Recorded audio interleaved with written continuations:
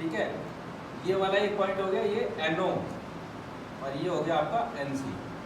अब आपको समझ तो आ रहे ना, दिक्कत तो नहीं ना कोई कि NO मैं किसको बोल रहा हूँ, NC किसको बोल रहा हूँ। तो ये है, और ये कौन सी वाली रिले है, single pole double throw, SPDD relay. Is that clear? तो ओवरऑल आप जब भी इसके बारे में जब पढ़ेंगे, इसको यूज करेंगे, बड़ी काम की चीज़ है।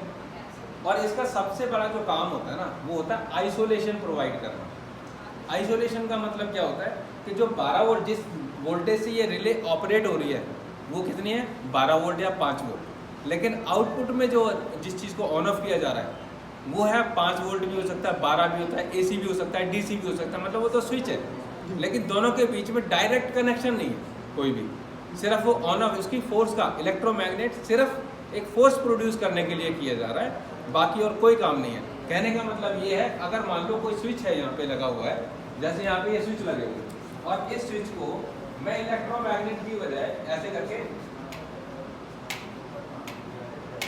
ये काम के लिए यूज कर रहा हूँ, तो मैं फोर्स लगा रहा हूँ ना उसमें स्विच को ऑन ऑफ करने के लिए।